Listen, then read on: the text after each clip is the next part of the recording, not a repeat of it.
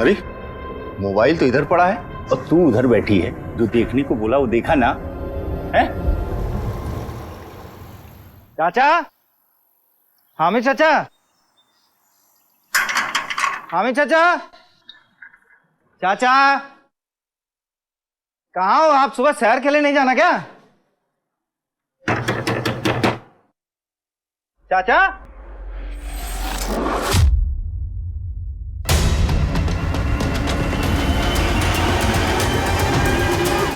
अरे कपड़े तो खरीद लिए, अब वादे के मुताबिक हमें मेला चलना है ना? हाँ, और मेले में झूले पे भी झूलेंगे और गुड़िया के बाल भी खाएंगे। हाँ? अरे गुड़िया के बाल भी खा लेना और खिलौने भी ले लेना। हाँ। अरे जानकी, क्या भैया, आप भी ना, घर में इतने सारे खिलौने पड़े हैं, आप तो ना कुसुम को बिगाड़ रहे हैं।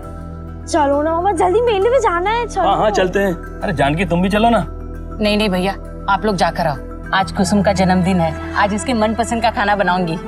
और गुलाब जामुन मत भूलना। जरूर बनाऊंगी, मामा को सताना नहीं, और जल्दी आना। ठीक है, चलो। ठीक है, चलो चलो। एक हंसते खेलते परिवार की एक हंसती खेलती लड़की, लेकिन किसे पता था कि हालात के भंवर में उसकी जिंदगी तबाह होकर रह जाएगी।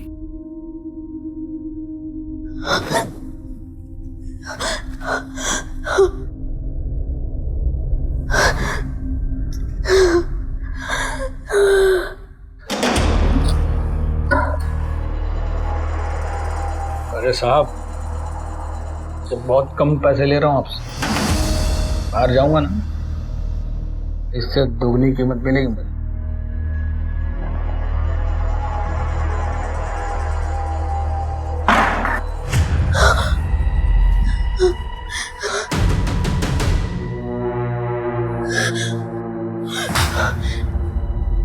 अंकल, मुझे मेरी मम्मी के पास जाना है, वो मेरा इंतजार कर रही होगी।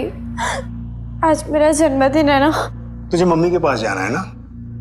हाँ। तो सुन, मैं जो बोलूं अगर तू वैसे ही करेगी तो मैं खुद तुझे तेरी मम्मी के पास ले जाऊंगा। आप जो बोलोगे वो मैं करूंगी। क्या करना है मुझे?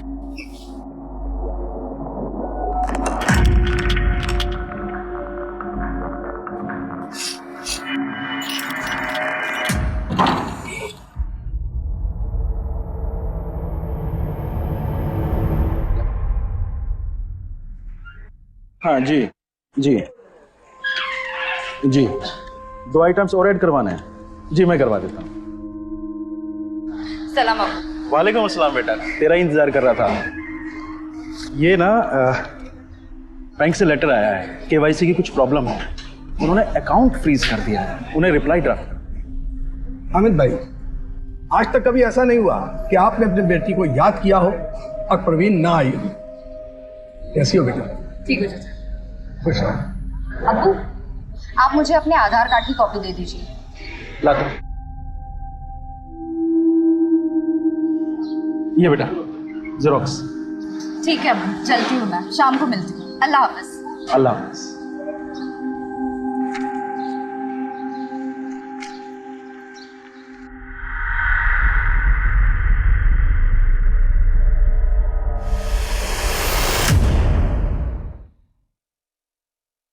शहनाज। अस्सलाम वालेकुम। वालेकुम अस्सलाम। हमारा हज का फॉर्म सेलेक्ट हो गया है। अल्लाह का लाख लाख शुक्र है। हाँ वो तो है, बस अल्लाह के दरबार में जाने से पहले हम इतना चाहते हैं कि अपनी जिंदगी के तमाम मसले सुलझा लें, ताकि वहां कोई शर्मिंदगी ना हो, कोई गुफ्त ना हो। मैं समझ रही हूँ आपका इशारा किस तरफ है। आप जो सोच रहे बेहतर ही सोच रहे।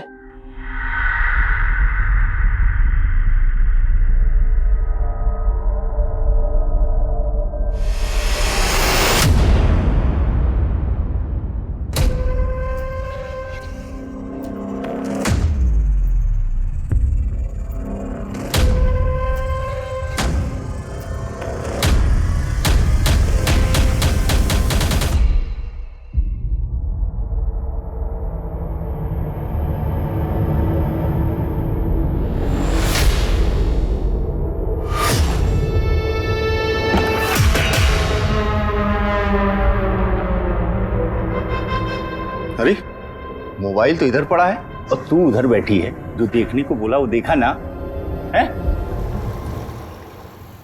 चाचा, हामिद चाचा, हामिद चाचा, चाचा, कहाँ हो आप? सुबह सैर के लिए नहीं जाना क्या? चाचा,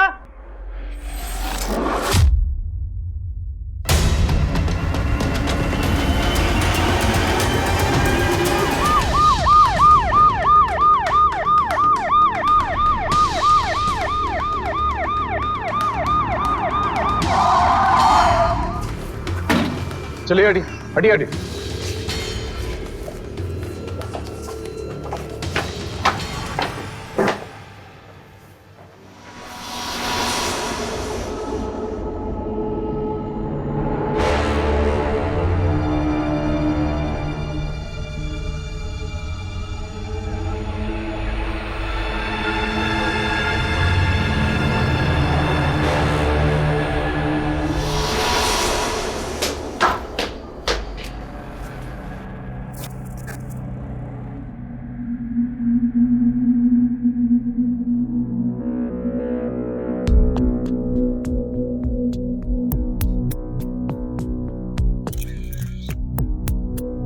सर, हाँ, अलमारी खुली हुई है, जेवरात के डब्बे भी खुले पड़े हैं। लूटपाट का मामला लगता है सर। जी सर, हाँ लिख लीजिए, ये भी लिख लीजिए। आप जानते हैं इन्हें? सर ये हामिद भाई हैं, हामिद चौधरी, और ये उनकी बीवी शहनाज। पुराने वाले चौक पे इनका एक रेस्टोरेंट है। हम लोग सुबह आमतौर पे सैर करने जाते थे। आज जब सुबह में आया तो देखा इनको। सर इधर आइए।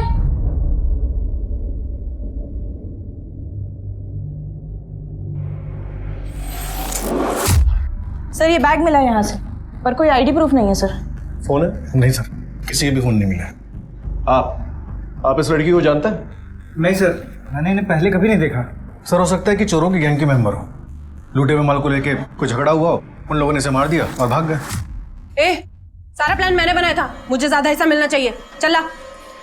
ज्यादा हिस्सा चाहिए? और नहीं तो क्या। सर जिस तरह से अमित की पैंट खुली हुई है, लगता है कोई लड़की का चक्कर है।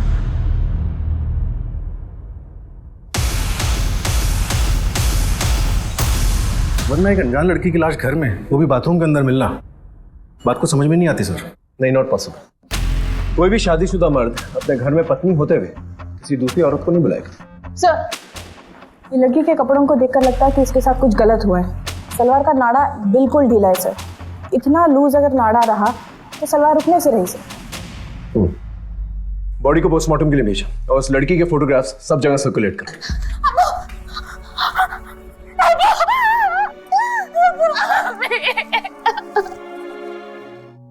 वो लड़की कौन थी और यहाँ क्या कर रही थी, मुझे नहीं पता। किसी से कोई दुश्मनी या फिर आपके अब्बू का उस लड़की के साथ कोई अफेयर वगैरह? ये कैसी बातें कर रहे हैं आप? देखिए आप नाराज मत होइए, आप देख ही सकती हैं आपके सामने सब कुछ है और हम नहीं चाहते हमारी तहकीकात में कोई भी कसर रह जाए, इसलिए ये सवाल पूछ रहे हैं। सर मेरे ससुर की किसी से कोई दुश्मनी नहीं थी, बहुत भले आदमी थे। इनफैक्ट ये दोनों तो इस साल हज को जाने वाले थे। फॉर्म सेलेक्ट हो गया था।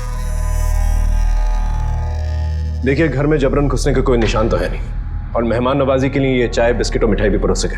हाँ लेकिन जिस तरह से पैसे और ज्वेलरी गायब है उसे देखकर तो यही लगता है कि मर्डर चोरी के इरादे से किया गया है। इसलिए आपको किसी पे शक तो प्लीज जरा सोच के बताइए। ग्रामोफोन? जी ग्रामोफोन नहीं है, यहाँ पे एक एंटी ग्रामोफोन भी था। अजीब बात है सर, पैसों और ज्वेलरी के साथ कोई ग्रामोफोन भी उठा के ले गया। बात को समझ में नहीं आई। एंटीक जो को भी इसे ले गया उसे इसकी कीमत का अंदाजा होगा, इसे उठा कर ले गया। फिलहाल तो कुछ भी समझ में नहीं आ रहा, लेकिन समझ जाएंगे। सर आप बेफिक्र रहिए, हम पूरी कोशिश करेंगे। जी जय हिंद। सर आकर हामिद के घर के पास एक जगह सीसीटीवी लगा है, लेकिन उस घर का मालिक परवेज अपने परिवार के साथ लखनऊ गया शादी अटेंड करने। उसके वापस आने के बाद ही हमें सीसीटीवी फुटेज मिल पाएगा। उस लड़की के बारे में कुछ पता चला? सर उसकी फोटोग्राफ सभी पुलिस स्टेशन में सर्कुलेट करवा दिए और खबरियों को भी काम पे लगा दिया। सारे ज्वेलर्स, रेस्टोरेंटदारों और जितने भी पुराने सामान खरीदने और बेचने वाले उन सबको खबर कर। समझ में नहीं आ रहा इस लड़की का क्या कनेक्शन है इन लोगों के साथ। आखिर वो वहां पर कर क्या रही? उसे क्यों मारा? हो सकता है इस लड़की की वजह से ही पति पत्नी मार गए, या फिर पति पत्नी की वजह से ये लड़की। ये दोनों ही एंगल्स को हमें अच्छी तरह से टटोलना होगा। उम्र तो 18 है ना, झूठ तो नहीं बोल रहा? भाई ऐसा है, इन लड़कियों के कोई कागज वागज तो होते नहीं, अभी तू बनवा लियो, जो तेरी मर्जी आए उम्र लिखवा लियो। बैठ जा।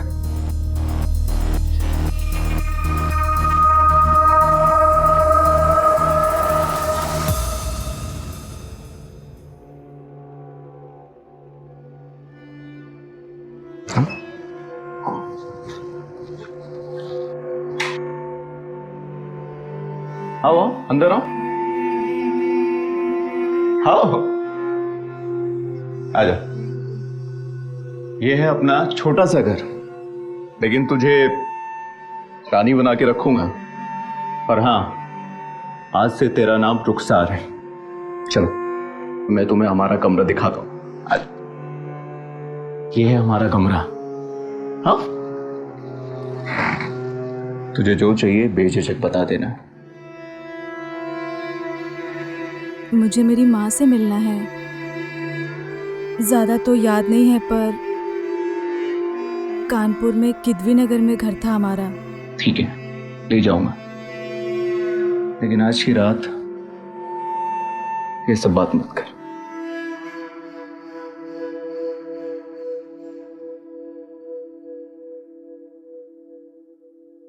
ये रही आपकी चाय। अरे ये बैग, आप कहाँ जा रहे हैं? मैं नहीं, तुम जा रही हो। ये क्या कर रहे हो? अशफाक, मैं तो आपकी बीवी हूँ ना, आपने मुझसे निकाह किया था। अशफाक, अशफाक रोकिए इसे। लेके जा इसको।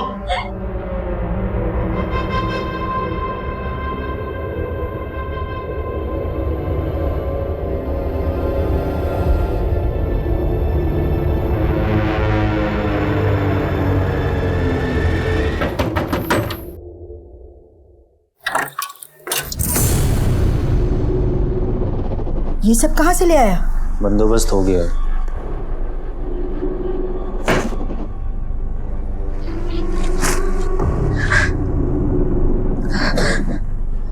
ये तुमने ठीक नहीं किया।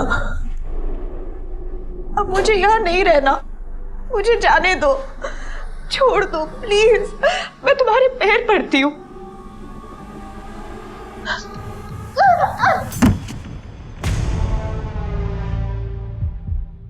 और इसे कब तक झेलना पड़ेगा? मैंने तो अपना काम कर दिया है, देखते हैं बर्फ कब तक पिघलती है।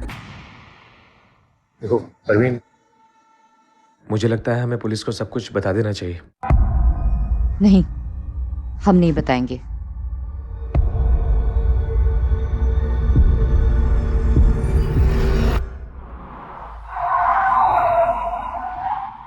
मजदूर का पसीना सूखने से पहले उसकी मजदूरी दे दिया करते थे। वो बहुत ही अच्छे इंसान थे, भूल नहीं पाएंगे हम। पूरे मार्केट में गम और गुस्से का माहौल है साहब। अब इनके जैसा नेक इंसान कहाँ मिलेगा? अब हमारे संगठन की मांग है सर कि जल्द से जल्द इनके कातिलों को ढूंढ निकालिए।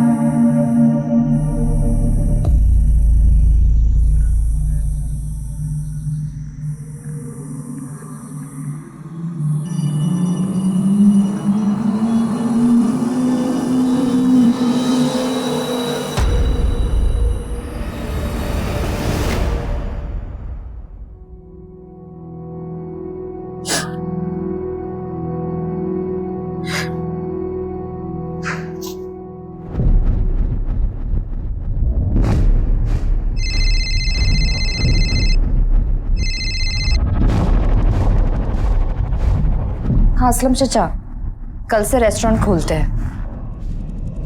हम बैठेंगे रेस्टोरेंट में। ठीक है, जल्दी थाने आ जाओ। सर, हाँ कर। हामिद के मोहल्ले में रहने वाले जुनैद के घर का सीसीटीवी फुटेज मिल गया है। नावेद को फुटेज के साथ मैंने थाने बुला लिया।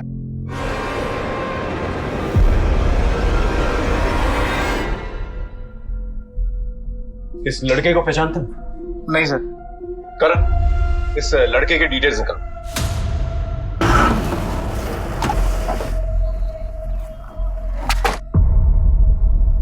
अच्छे से चेक करो, शायद कोई सुराग मिल जाए।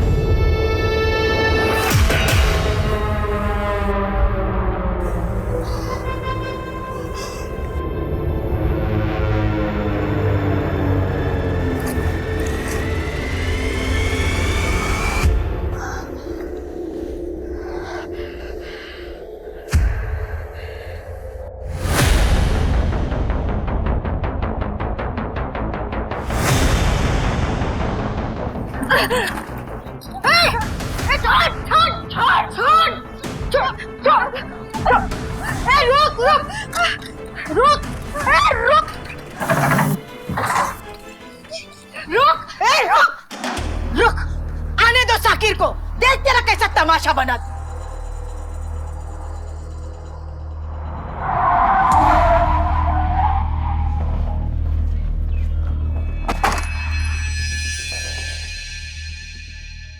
इसे पहचानते हैं आप? इसे आपके मोहल्ले में देखा गया? नहीं सर। नहीं। कोई ऐसी बात याद करके बताइए जो हमारी मदद कर सके। लगभग 1 साल पहले अब्बू को किसी ने गोली चलाई थी।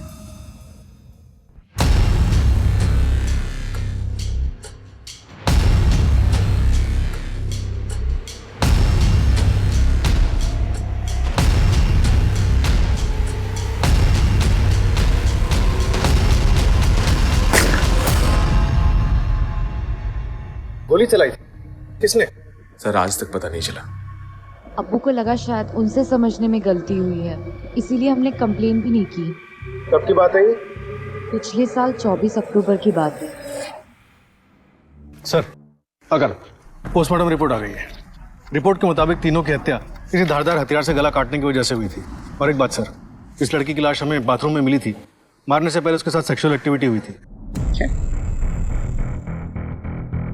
डीएनए रिपोर्ट्स क्या कहते? सर, डीएनए रिपोर्ट्स हामिद से तो मैच नहीं होती, कोई और ही था। साहब, आपने जो फोटो भेजा था ना, उसका नाम आमिर है और बड़ी मस्जिद के पीछे अपनी अम्मी जोया के साथ रहता है। एक और बात साहब, हामिद चाचा की एक बेटी और है। 400 तो मरने की अहम का। 24 अक्टूबर को पिछले साल हामिद पे गोली चलाई गई थी मस्जिद के बाहर। थोड़ा पता तो करना किसने गोली चलाई थी और किसके कहने में चलाई थी। हो जाएगा साहब। ये ले।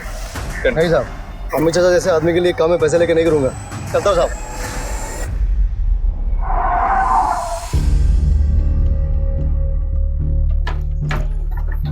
ये वाला सामने वाला। जी, आपका बेटा आमिर कहाँ है? वो कई दिनों से घर से गायब है। आपका बेटा कई दिनों से घर से गायब है और आपने पुलिस में कंप्लेंट तक नहीं करवाई? तलाशी लो अंदर। लेकिन साहब, सर अंदर कोई नहीं है। नंबर दो आमिर का। जी। आपने हमसे एक बहुत बड़ी इंफॉर्मेशन छुपाई है। आपकी एक और बहन है? जी है। माँ बाप के मरने के बावजूद नहीं आई, क्यों? और ये बात आपने हमसे क्यों छुपाई? क्योंकि अब्बू उससे बहुत नाराज थे। अब्बू, बैंक का काम हो गया है, आप टेंशन मत लो, कॉल आ जाएगा आपको।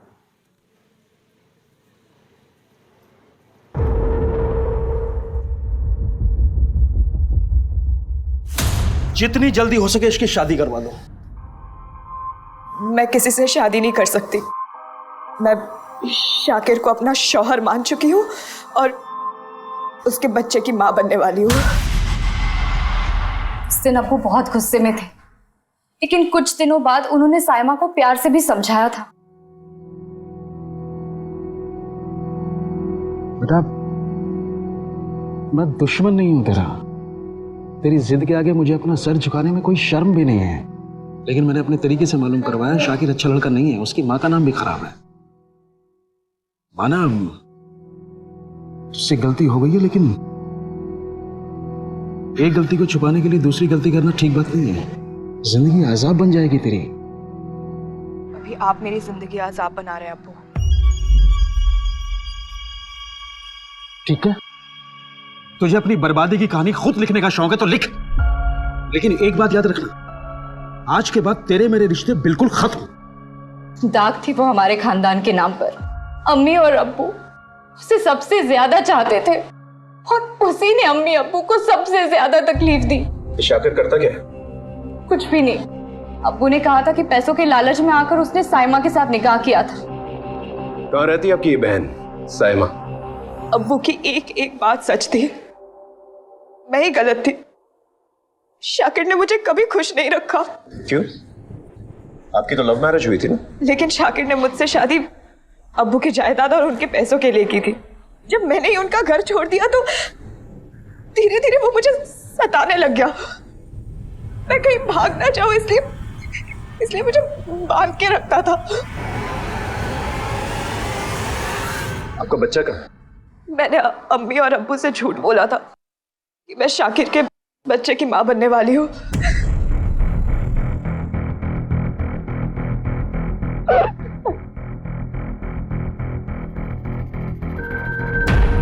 ठीक है, आप लोग पुलिस कंप्लेन कीजिए, हम तहकीकात करेंगे।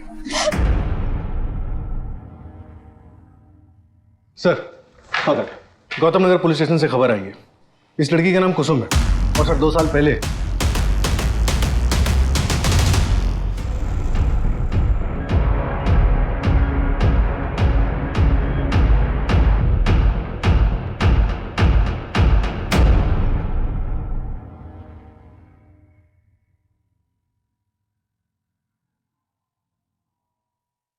चल बता, नाम क्या है?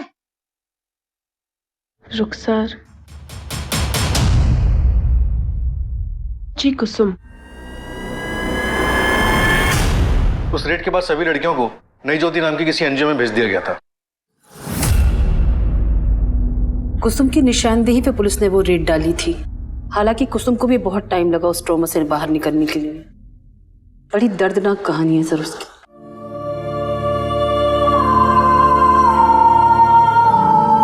कुसुम को लोगों ने सामान की तरह इस्तेमाल किया।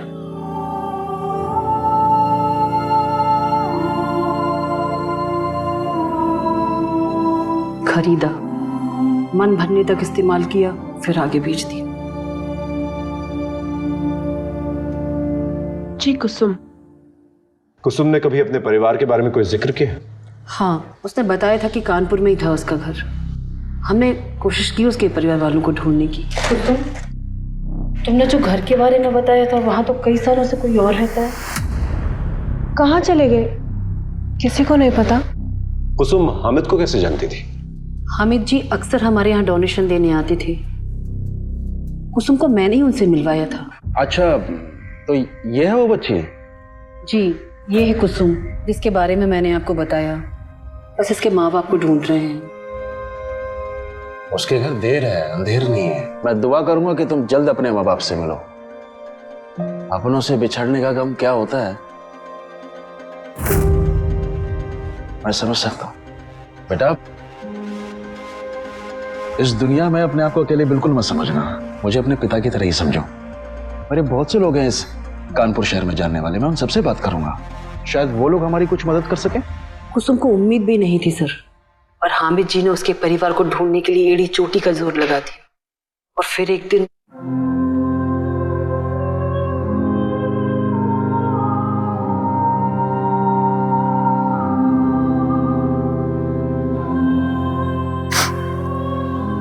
माँ, कुसुम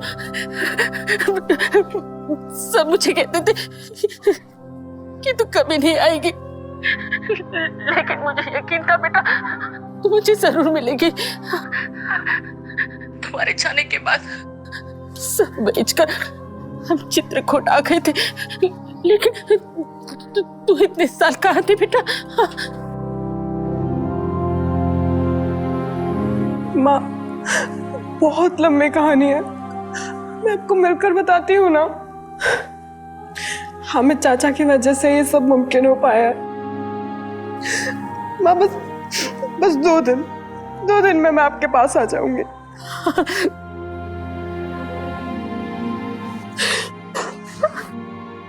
वो उस दिन चित्रकूट के लिए निकलने वाली थी। जी, थैंक यू वेरी मच।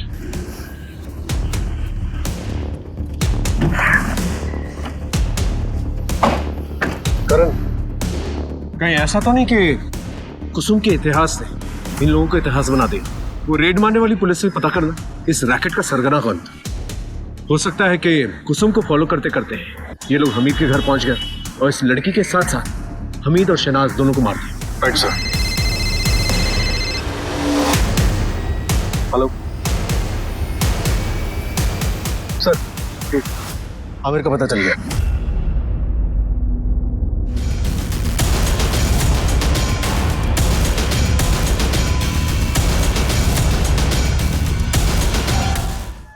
साहब, मैंने किसी को नहीं मारा साहब, मैं तो बस चोरी के इरादे से घर में घुसा। और साहब मैं जब वहां पहुंचा तो वो सब देखने के बाद मैं बहुत डर गया था साहब, और भाग ही रहा था कि मेरी नजर गामू फोन पर पड़ी। मैं उसे चुरा कर वहां से भाग गया साहब, बस इतना ही सर।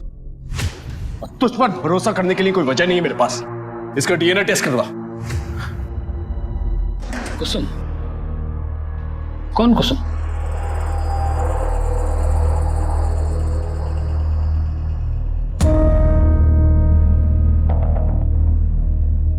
अरे ये तो क्या नाम था इसका, कुछ याद नहीं आ रहा साहब। वो क्या है ना कि हर क्लाइंट इनको अपना ही नाम देता है। किसे सुपारी दी थी इसे मारने की?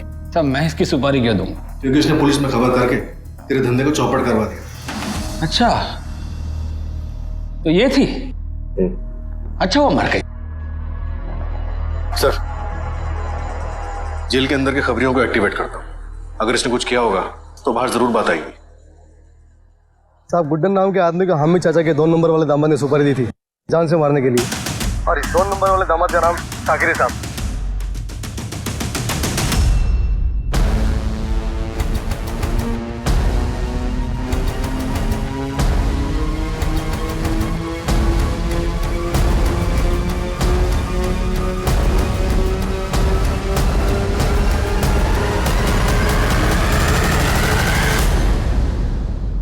गुड्डन को तूने सुपारी दी थी ना हामिद को मरवाने के लिए?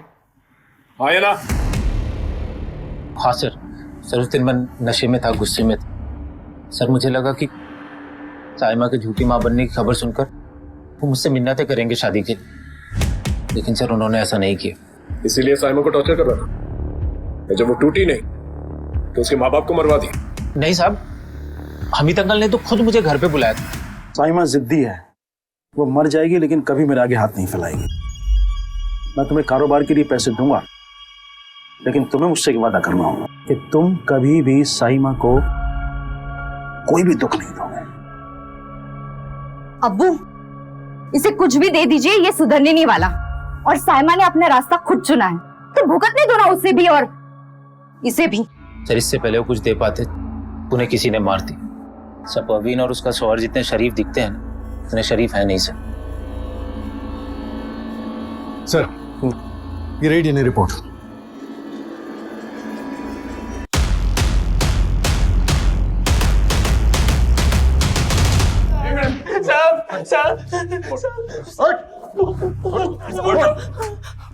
बोलता हूँ साहब।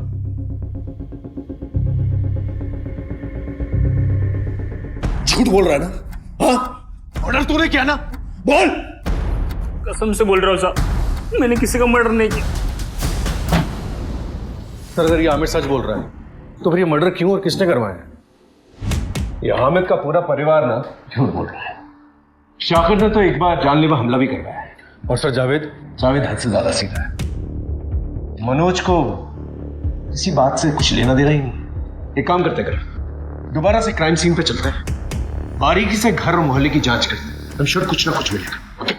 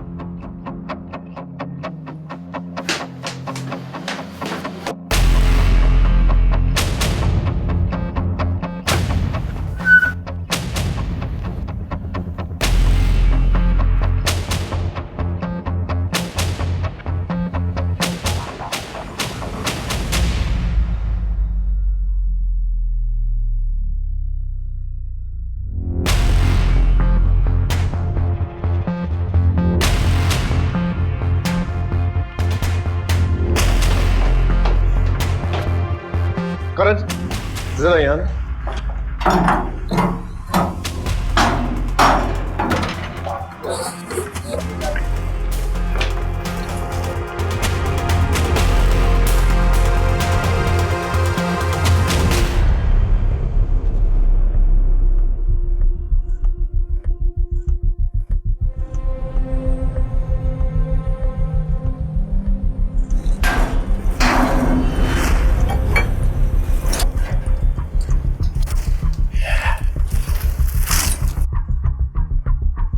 मुझे लगता है किलर ने आने जाने के लिए यही रास्ता इस्तेमाल किया। वो ये बाउंड्री चढ़ के यहाँ पर आया होगा।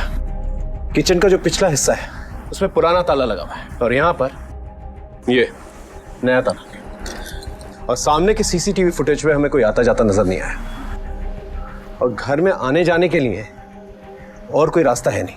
वो किचन का दरवाजा भी बंद है, तो यही एक रास्ता बचता है। कातिल ने यही रास्ते को इस्तेमाल किया है। और ये खून के धब्बे, स्किन टिश्यूज और ये फटा हुआ कपड़ा ये बताते हैं कातिल ने आते जाते वक्त जब इस खिड़की का इस्तेमाल किया होगा उसे गहरी चोट लगी होगी। कातिल अपने जिस्म पे अपने करतूतों के निशान लेके घूम रहा है। एक काम करो, एरिया के जितने भी डॉक्टर्स हैं ना उनसे पूछताछ करो। उसने किसी ना किसी से तो इलाज करवाया होगा। और फॉरेंसिक टीम को जल्दी से यहाँ भेजो। Right sir. पुलिस की नजर एक ऐसे रास्ते पर पड़ी थी जो आम रास्ता नहीं था और अपनी तहकीकात में कोई कसर ना छोड़ते हुए पुलिस ने फिर एक बार नए सिरे से पूछताछ शुरू की। हाँ सर, 15 टाके आए थे। ये आया तो था इलाज के लिए, लेकिन दोबारा नहीं आया। ये मेडिसिन भी वो लेके नहीं गया। पुलिस के हाथ अब सबूत आ चुके थे, लेकिन पुलिस पूरी जिम्मेदारी और सूझबूझ के साथ कातिल पर हाथ डालने की तैयारी में जुट गई।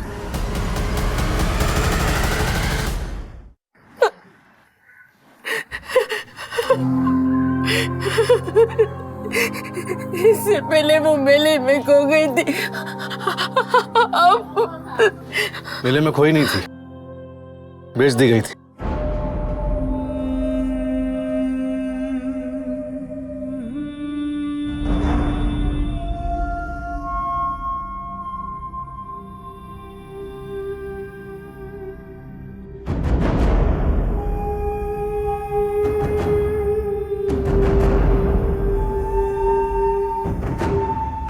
चल, अब हम तुझे मेला दिखाते हैं।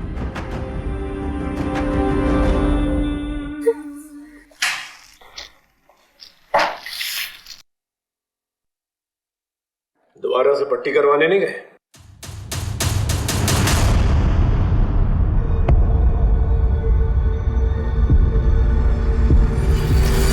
पूरी जिंदगी मेरे अब्बू ने हामिद अंकल की खिदमत में गुजार दी, लेकिन वो हमें हमेशा एक नौकरी समझते रहे। ये गाड़ी अभी तक यहाँ क्या कर रही है? इसे तो 2 घंटे पहले निकल जाना चाहिए था। इतना बड़ा कैटरिंग का ऑर्डर है, आज तक किसी कस्टमर ने मुझसे इस तरह से बात नहीं की है। और ये जो रेस्टोरेंट है ना, ये सिर्फ मेरी गुडविल पर चलता है। और तू आगे फाड़ के क्या देख रहा है? और असलम तू अपने बेटे रेहान की तरह ना निकम्मा हो गया है। खाना लेके निकल, चल। मुझे बहुत बुरा लगा था और मेरे गुस्से के आग को हवा दी। किसने हवा दी?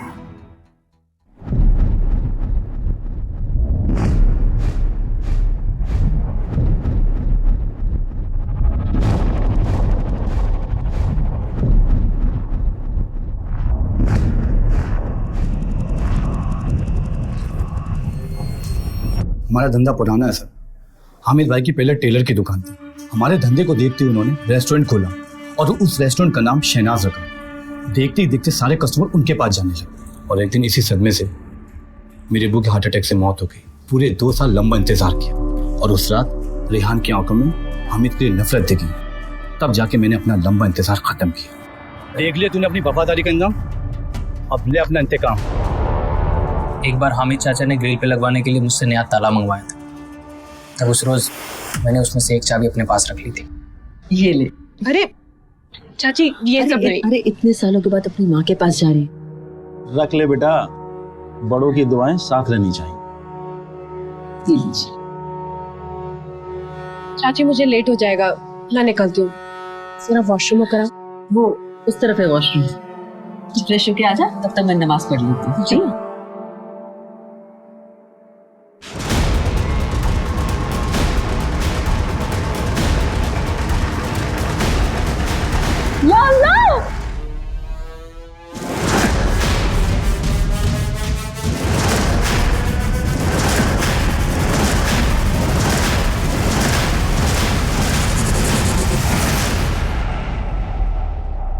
चाची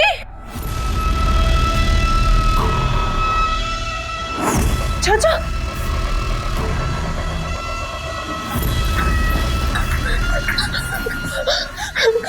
मुझे मत मारना, मैंने कुछ नहीं देखा, मैं किसी को कुछ भी नहीं बताऊंगी।